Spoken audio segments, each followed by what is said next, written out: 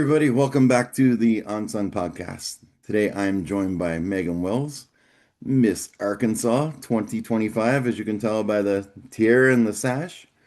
We uh we cross paths on the Find the Guest page on Facebook, and she's got a pretty powerful story, and welcome to my little show. Thank you so much for having me. So I'll turn the mic over to you and just introduce yourself to my little audience here. Absolutely. So I am a wife of almost 9 years, a mother to two crazy littles, a 7-year-old boy and a 3-year-old girl. I am a high school English teacher. I am a cheerleading coach. I am a licensed professional counselor with a therapy business and a title holder. So you're reigning Mrs. Arkansas USA Icon 2025. Wow. It's that's quite a resume.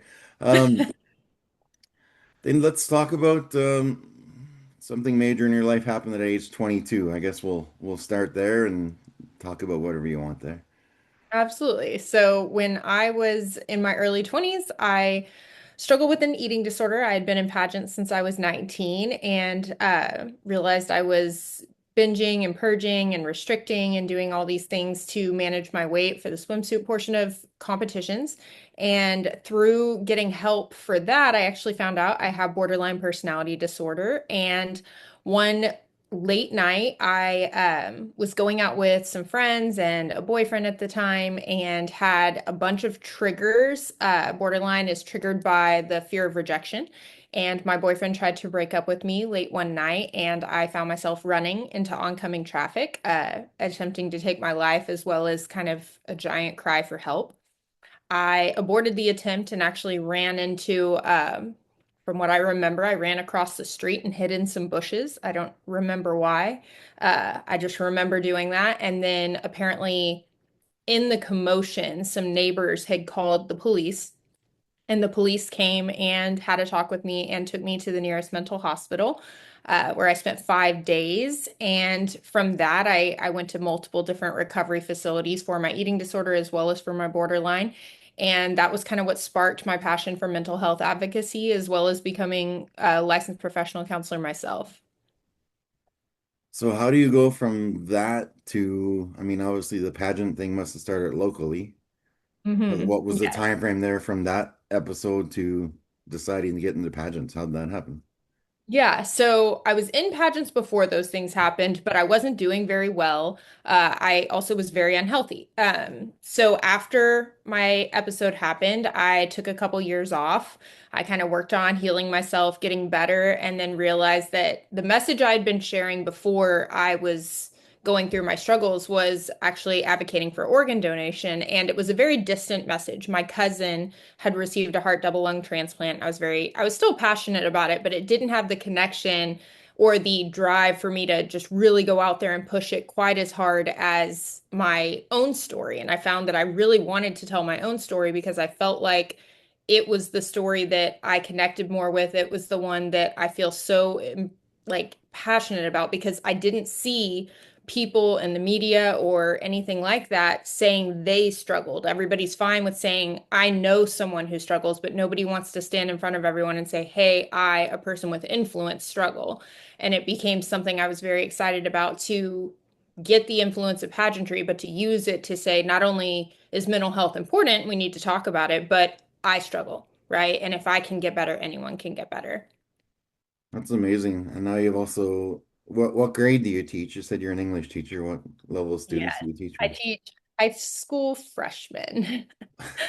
So, at the age where everyone is dying to read a book, I am convincing everyone to try to read a book. Hey, you know what? Math was my worst subject. Oddly enough, English was my best one, and I don't know whatever happened to that, but Hey, I'm all for it. I'm married to a math teacher, so the irony of ironies. my I have a daughter. She's almost 11, and she's in grade 5. She got bored, so now I've got her doing grade 6 math. So it's I don't know where That's that came from. It's not for me, that's for sure. Hey, you know what? You take it where you can get it. Math is such an important skill, but reading, one of my favorite things about it is it grows you in every subject. If you're a good reader, you're good at a lot of things. And so reading is definitely a dying art form. I wish we could convince everyone to return to. Now, I guess the biggest message I'd love to get across here is when you watch pageants. Um, I haven't watched that many, but I have seen Miss Congeniality is actually one of my favorite movies.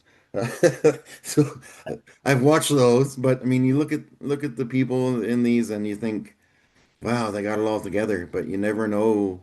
Every single state or every single province could someone in there could be going through something, and it's just a note just to be kind to people. But what's some of the insider things we don't see when we watch those, or how realistic is Miss Congeniality aside from like the secret agent kind of stuff? Yeah. So out of all of the, like, I guess, movies or TV shows that demonstrate pageantry, Miss Congeniality is probably one of the more accurate ones, actually, other than the whole world peace part and stuff like that. Like, we are going through appearances and seeing people and signing autographs and doing things like that, but then we're also preparing for the backstage portion of the competition, which you see a lot in that movie. But a lot of people don't see is that you see somebody, and I remember, being a kid and seeing people that did pageants and just being in awe. One little girl staring at a crown is just exciting. But then you think like, oh, they're just so beautiful and they're so this and that. And one of the things a lot of people don't know is that there's no barrier to enter a pageant. Like we're no different than any other person because we entered. Anyone can enter. There's no rule against it. It's just a lot of people that's either not a desire or something that never occurred to them to try. But everyone I know in pageantry, or at least most, are passionate advocates of a great cause. A lot of them have gone through something themselves, or someone incredibly close to them has.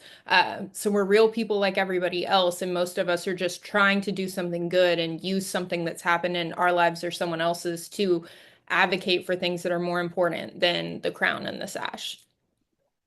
So as far as like the eating disorder, just trying to compare this to kind of like PTSD, is there something that can still trigger that? Like, do you still struggle with like flashbacks on that or?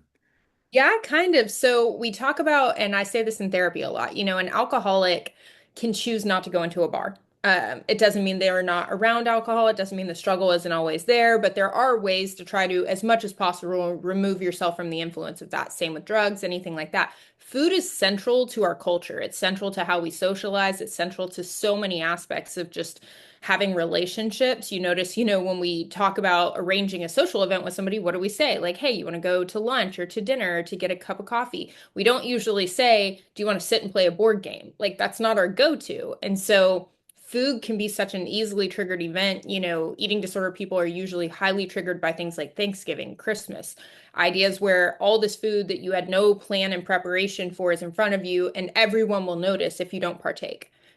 Absolutely everyone will notice. And not only that, people like relatives feel free to comment and say things. And sadly, when you have an eating disorder, there's not a right thing to say. If you tell someone they're looking too thin, then the eating disorder thinks it's winning and it tells you to get thinner. If you say, oh, you're looking healthy, the eating disorder tells you that means fat and you need to lose weight.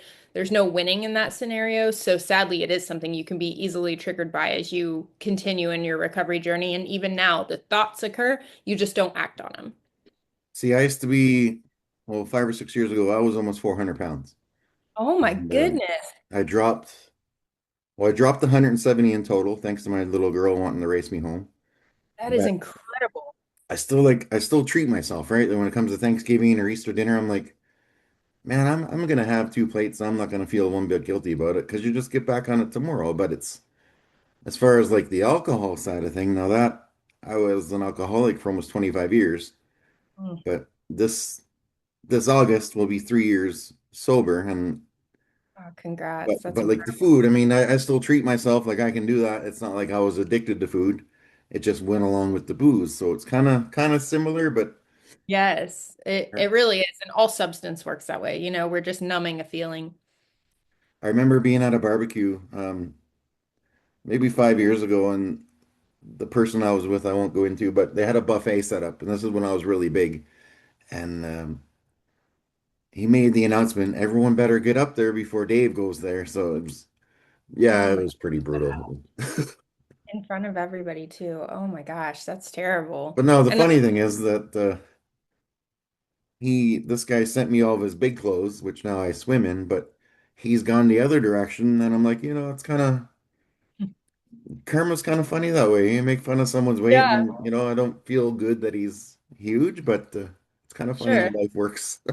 Yeah, well, and it's just people don't think about how those things hit because they think they're making a joke or making a even sometimes loving comment like, "Oh, you look so healthy." And it's like people don't like comments on their appearance if it's not positive and the right word can still sound horrible and, what we hear and what is said are two different things. And so like that, it's like, "Oh, it's meant to be a joke," and like, haha, but it's not funny whenever you're like, "Well, it's me. It's me," and that's not funny anymore. No. Now with the Miss America contest, how long ago did you win that? Like how new is this title? So the Miss America opportunity, at that time you could only be up to 24 years old to compete. And for Miss America, you have to win a local, a state, and then obviously you would go to Miss America. I competed from, I believe it was about 2009 to 2013. During that time, I was Miss Great Plains 2010, Miss Tarrant County 2011, and Miss Plano 2013. Uh, I never did very well at the state level because there is a talent portion to Miss America, and that is not my greatest skill set. I wasn't terrible, but I wasn't great. And then my last year, the year I actually had the best chance to do well, I fractured my wrist the day of my talent. Oh no. Literally, the morning in rehearsal, I fell, snapped my wrist, and I did compete that night on a lot of morphine. Thank you to the ER people that took care of me, but the routine was not as pretty as it would have been if I didn't have a cast, 2 inches thick on my wrist. So So what are your students think of your pageantry side of things? depends on who you ask. So I don't know if the boys even know or not. I remember earlier in my career I've taught for 11 years, and earlier I used to always tell people that that was my hobby or whatever when you do the first day of school and you're introducing yourself to the students. Now I kind of hide it, and then at some point during the year someone gets on Instagram and someone finds out, it spreads, whatever. Girls are intrigued. They ask all kinds of questions. They say, "Oh, your pictures are so pretty." And you can tell that just means you don't look like that when you're here. And it's like, "Oh, you're right. I don't. It took 3 hours to look like that. I am not doing that every single day. Thank you very much." But the girls it's really cool because they will tell you that they know someone who does it. Do you know so and so? Because they do pageants too. And it's really sweet because I feel like I'm opening the door to a lot of them considering it also. I have a former student that I helped a couple years ago, and she now has been top five at Miss Teen Texas for the Miss America program as well. So it's kind of comes full circle. I love sharing about it because anybody can do it. They just don't think about it. And then they're like, "Oh, that's so cool. That has to be fun. I've always thought about something like that." And I'm like, "Then do it. Just do it." And people don't realize it's that simple. How do you find relating them with like all these like I know when I was in grade five, grade six, there was no social media, there was no if you did something stupid, people forgot about it in a week, but now it's there for good, and it's terrifying. Like, because I watch my daughter's almost 11, but I'll look on her phone and she has little friend groups and stuff, and just make sure she's not talking to anybody weird or anything. But there's so many filters, and it's you can make yourself look like a completely different person. I mean, I don't look like this. Come on, this is all filters. No. Exactly. Same, right? Same. We never do. But yeah, like how do you I know like image and with you talking about your eating disorder and stuff, how do you relate to probably more of the girls in your class? Do they ever come to you with that kind of thing or Absolutely. I think it's, the images we put out there for social media, especially in the pageant world. I have friends who are very real with people about their real self as well as their pageant self. And I know people who every picture they post was a professional photograph. It was probably edited and all these things. And that's just not super relatable if we're being honest, because most people don't have pictures like that. Now, anyone could, like you say, we put on enough filters, or you go take a professional photo, have it airbrush, you can look like that too. All of us can. But we don't see those images in real life. So I feel like it's my obligation, especially for what I stand for and what I want people to hear from me as I have these titles, is to really see both the pageant me, which is going to have pretty pictures and things like that because that's part of the job, but also the real picture of like, hey, I went to work out and guess what? I don't really put on a full face of makeup to go exercise. Or, hey, I'm getting in the community and I'm going to go do a walk for mental health awareness, but I'm going to be walking. So I'm not going to have the hair and the everything done that day. And I think those are the real things that people have to see, that we can all look the beautiful self, but also there's a real version of us that maybe is still beautiful because you can be beautiful any way that you present yourself. But the images that they look at and that they, I don't want to say worship, but idolize and things like that of, oh, if only I look like blank. No one looks like that every day. Mhm. Literally no one. And if you do, it's because you have the money to look like that every day, or you're a celebrity and you have to because someone's following you around to take your photo. Like, those things aren't real. It's not real life. So people with influence owe it to other people, and especially if people are looking up to you, to make your life real, to show people what real looks like of, yes, maybe this is the reason you're following me because I have something shiny on my head, but there's also this real side of me, and this is the side I need you to see because it's the side that struggles and goes through things just like you do. And that's why anyone can do pageantry, because you're just a normal person who happens to wear something shiny on your head, which helps people listen. Now you mentioned that you don't do a full dressed up go to the gym, but I find more and more and more like people do get all decked out and set up the tripod and they're Yes. just recording random stuff. I can't. I live in a small town, so the gym here is very different. I have a gym in my basement, thank God. But some of the bigger box gyms out seems like, oh, it's just like a recording studio in there. I don't even know how people do it. Yeah, it's a lot. I have to do it occasionally for the sake of showing people part of the process, but Mhm. I definitely am I feel odd doing it. Like, I know it's part of the job and I know people do it all the time, so it's so normal to people now, but I'll be setting it up and be like, "Is this weird? Like, I'm filming myself on a Stairmaster. It's weird. I don't know. Is somebody gonna stare at it? Do they care? I don't you can get in all kinds of your head about it, but it's crazy when you watch people because it's so common now to just pull out a tripod and film or take pictures wherever you are at this point, not even just the gym. So this title, it's a 1 year reign. What's next for you then? Like what's your next goal to go on or Yeah, so this is a state title, obviously, Arkansas, and the next pageant is end of July, early August. It's the Mrs. USA Icon. So I will go compete for that at that point. I am right now in what we call prep mode. So interview training, fitness training, walk training, buying the wardrobe, all the things to prepare for that. Should I be blessed to win that, that will be an additional full year reign. If not, then I would crown my successor next year and then either find another pageant to do, maybe go for Mrs. USA Icon again, or love being a mom for a bit and focus on that. My daughter also competes in pageants. She's 3, so I can always channel into that also.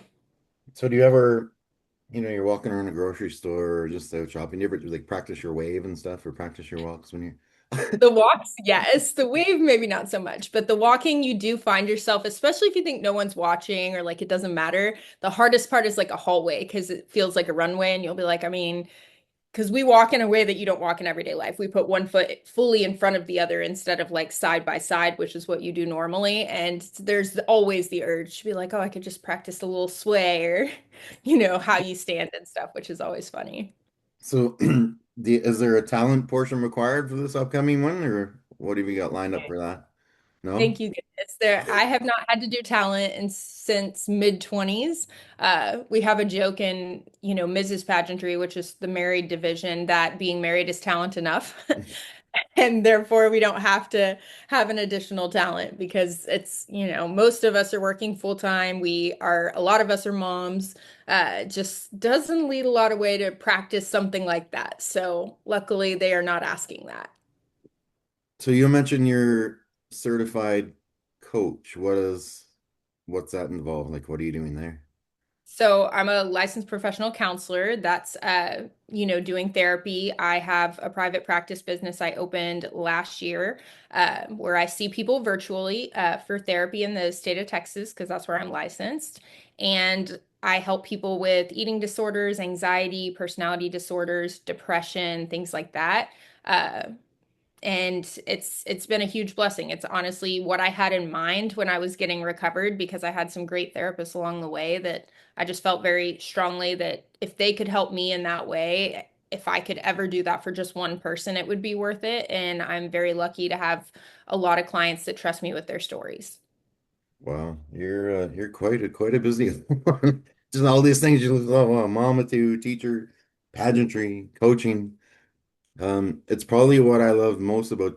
I've got about 40 of these episodes out so far, but it's so just talking to people, without texting. Just it's kind of still face to face, but just it's so therapeutic, and it's helped me. I've picked up a lot of little things. Um, I was talking to one guy. He's only 22 years old, probably the wisest dude I've ever talked to. Oh, wow. And he said one side effect of PTSD is that you tend to be looking down. Mhm. Like even if you go in to order a coffee, I used to look down when I gave my order, or when a waitress would come over, I'd be looking down at the menu. That face to face is gone. And I picked up and I'm like, wow, I'm still doing that. So I stopped. And now I look people right in the eyes. It's like a whole different world. So I'm still learning stuff just from doing these little podcasts. I love that. I say that all the time in therapy and stuff, and I'm like, I know people are theoretically paying me for me to help them, but like I have clients from all different walks of life. I have teenagers, I have people older than me, younger than me, and I'm like, you can learn from absolutely everyone. It's fascinating to hear people's stories, and then especially in therapy world, like to occasionally ask them a question and say, like, tell me more about that. That's so cool that you do that, and you can learn all kinds of things. It's just we are a little too busy a lot of times on our phones and doing this that we don't sit and do this. Yeah. I find late at night if I can't sleep, which is pretty rare, but I live scroll on TikTok and just listen for musicians playing live or just because music is so powerful at mental health. It'll put me right in a trance and then I forget what I'm thinking about. So I started to do a side version of these shows where I have musicians on. They play their music and talk about their songs. Love And that. yeah, so it's like a two-in-one deal. So, if your talent that you had was singing, you're more than welcome to sing something here for us a bit. I wish. I wish. If my talent had been singing, I think I would have done better. I don't think anybody ever wants to hear that outside of God. So I gotta ask, what was the talent that you were gonna do before you had your injury? Yes, so I was a dancer. I danced in high school. I was on the drill team, but in my mind, I guess that was something that was like, oh, you don't have to be great. You just have to be decent. So I'll train on everything else. So I never put the energy or money into dance the way that I did all my other categories. And at that time, talent was actually the highest scoring category in Miss America. So I have no idea why that was my priority. It was like 35% of your score. Wow. And for some reason, I just didn't invest my energy there. And I really should have looking back. I think I just felt insecure about it. So I just chose to be like, I'll just score so high everywhere else, it won't matter. But that didn't work out for me. So. So you're licensed to do the therapy in Texas, but can anyone outside of there contact you or like remotely, or is it just specifically for Texas only?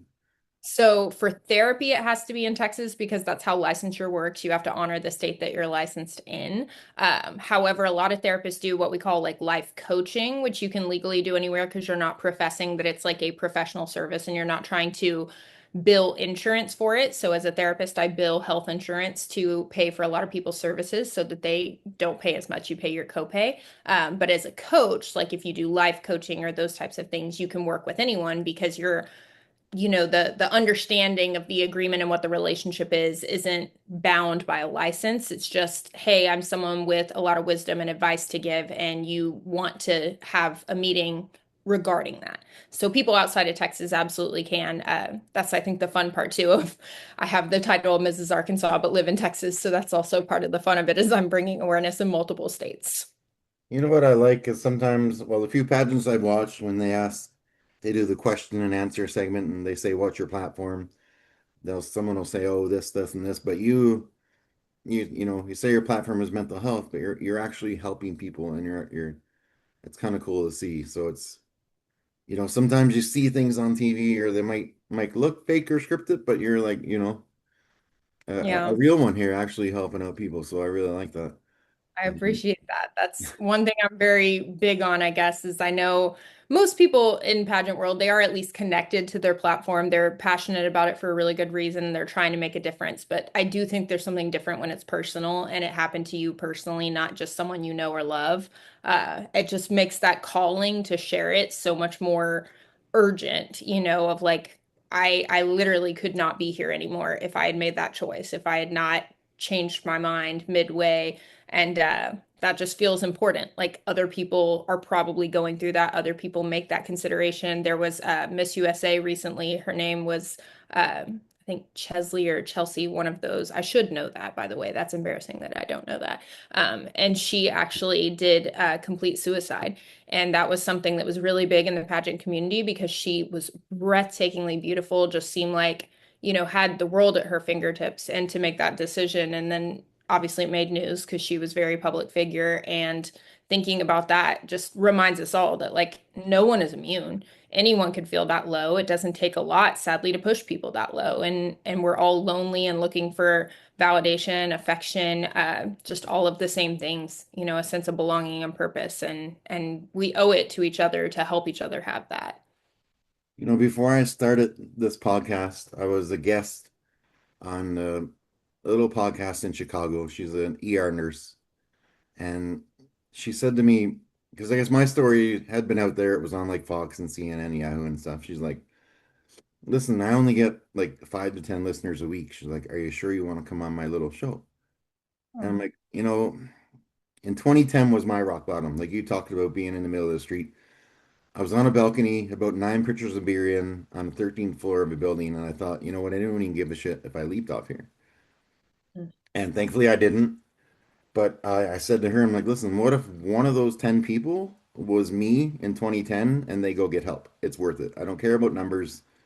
I don't care about downloads. I mean, it's cool that I'm huge in Singapore for some reason, but you know, it's all Yeah. about impact, right? Like I read on the page that we met on, and everyone's like, oh, I only have 20 views. What's going on? How do I make money? Like, if you're in it for money, you're in the wrong, right? There's so many podcasts out there, and but for me, it's just about impact and just well, talking to people like you. And I had a dude on that he's a blind veteran because he tried to shoot himself in the face, and he was almost successful, but he's completely blind. But instead Mm. of sitting around sulking about it, he taught himself code. He Wow. designed apps for visually impaired people. He does jujitsu competitions blind. Yeah. That's incredible. Holy monkey. Mountain climbing. And I'm like, here I am complaining because I have a leg cramp from some of my old injuries. I'm like, Right? Oh what the my goodness. hell? Yeah, my mom and I say that we used to watch American Ninja Warrior and we would watch, and listen to the people that had stories like that and you would be like, "Don't you just feel like the worst human ever forever complaining?" Like we're all, blessed to walk and have mostly our health and stuff and you see people that are like, "I had something amputated and I'm here." And you're like, "Okay." But that's what I think is so cool. Like you said, it's not about how widespread your reach is, it's about how specific it is, Mhm. and the fact that, like you said, if you can reach someone that is at their low, searching for something the way that we've been, that's what matters because ultimately that's what would have helped us sooner, eventually is hearing that story and knowing that help is possible and that you can get better. I think I just dreamed of it and thought, man, what if? But a lot of people, it's meeting someone or hearing a story and saying, wow, if they can do that, maybe I can do that too. And it's incredible to share those types of stories. Wow, I got to go back and watch that because that's inspiring. Well, and another guy I hadn't worked out in like a couple months. I was starting to get a little lazy. I used to do 5 boxing circuits a week when I started, so I dropped all that weight. But I had this guy on. He was a powerlifting world champion. Mm. Okay, and then he got diagnosed with leukemia. But instead of sitting around, he kept training, and a year later, he won his second world title while fighting leukemia. And then 2 years later, this guy gets diagnosed with tongue cancer and lost 10% of his tongue and just won his third world championship. And I'm like, man, I got to get myself to the gym. Like, Right? Oh my goodness. yeah. Those are the things though that just make you wonder about it where, it's resiliency. It's just some people have that grit in them that says I don't give up and we can all have it. We just don't all it's like a muscle, I think. Like you got to train it and tell yourself like no excuse is good enough to stop. That's oh my gosh, that's incredible. That's mind-blowing. Absolutely mind-blowing that someone could do that. Have you ever thought about writing a book? I'm sure with all these, is that something that's in the works or? I have before thought about it and I've actually tried. It's harder than I think. I guess in my mind, I'm always like, man, if a celebrity could do it, I could do it. And I forget that they have usually what's called a ghost writer, which is they're just telling some stories and some professional writer is actually writing the book and then just doesn't get credit for it. I have tried to. The hard part is like I have so many stories that I never feel like it's synced enough. My aborted suicide attempt of running into traffic is actually only one attempt. I've taken multiple medications and then tried to roll out of a moving vehicle. I have done drastic measures for attention, for affection, for just a sense of feeling like someone cared enough to notice.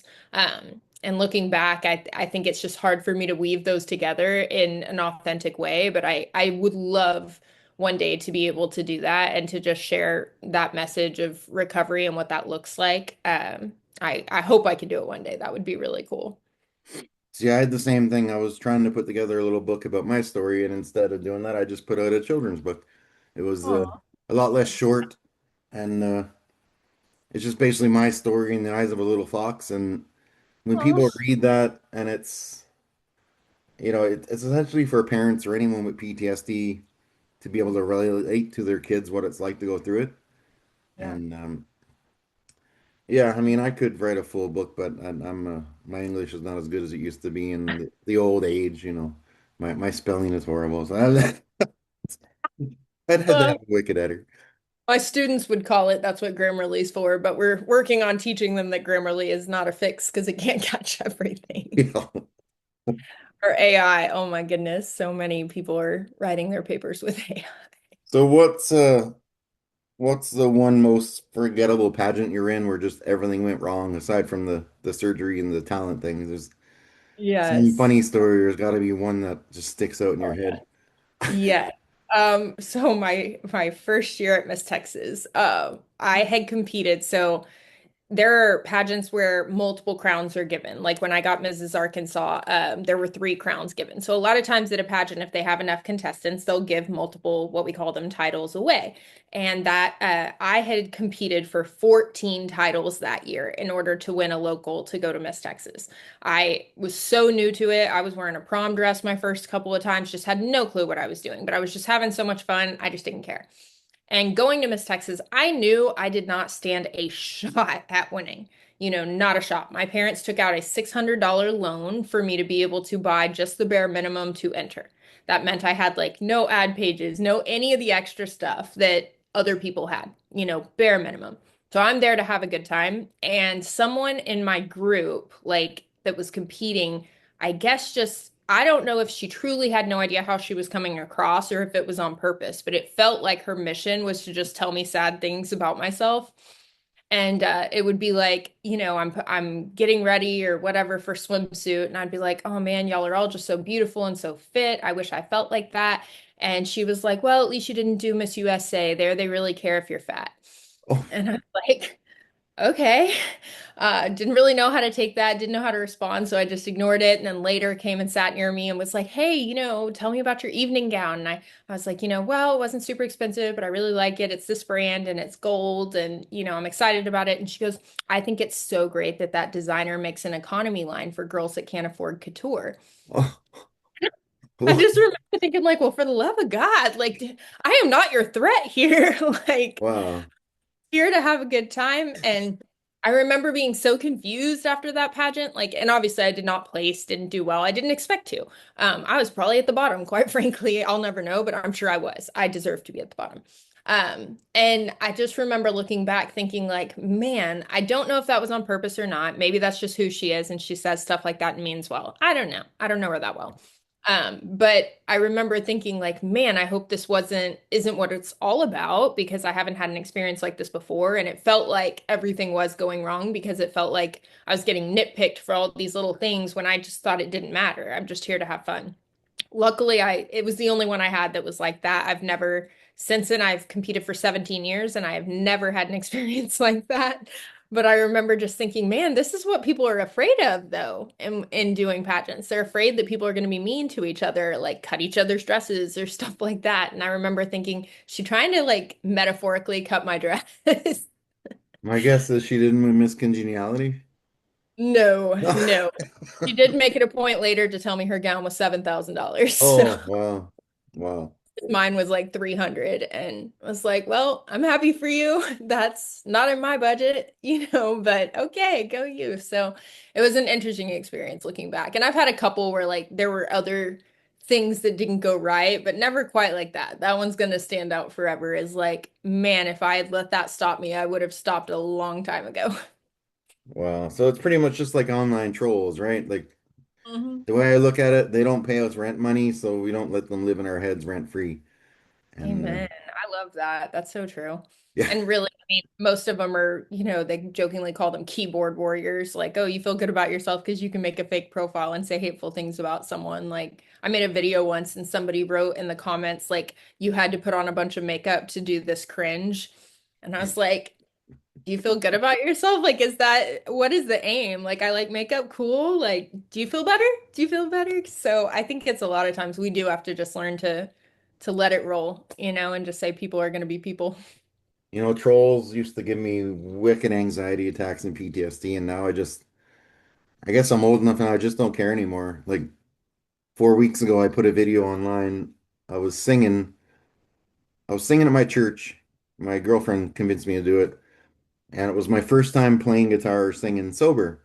Because I used to go out to karaoke, I had to get wasted, and it had 22,000 likes and only one troll. It was kind of a record. Oh, So, cool. but I don't remember what that guy said. It's something about I don't know. Now that's a quitter right there because it was my first time sober. It wasn't horrible, but I'm like, hey, good one, man. Have a good day. Yeah. It didn't get the reaction they wanted, and then I think later they deleted their comment. So Yeah. it's people can be cruel. You just gotta. Well, I think they're sometimes hoping more people will be that mean. And usually it's just, unless something is truly just shocking, I'm like, nobody's that hateful. It just, there's no harm in just continuing to scroll if there's something you don't like. There's no benefit in being like that. And that's just rude that people have that in their hearts to feel the need to type those things out. It's just a little ridiculous in my mind. So what do your kids think of you having that shiny crown on your head? Like how much do they know about it? They kind of love it. They've both grown up knowing it was who I am. My husband knew it when he married me because I get the question a lot of like what he thinks about it. And I'm like, he kind of already knew. Like he was in it. He was in it before he married me, before he chose me, all the things.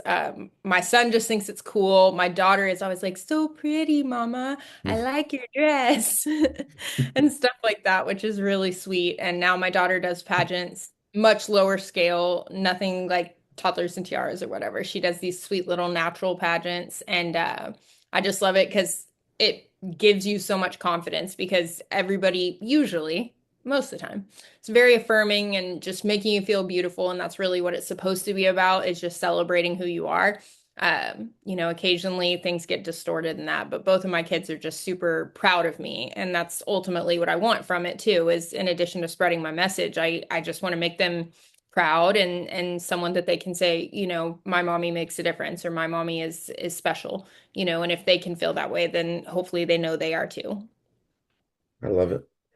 Um, so if there's anyone out there watching this that's kind of struggling with eating disorders or mental health, what's your message to them?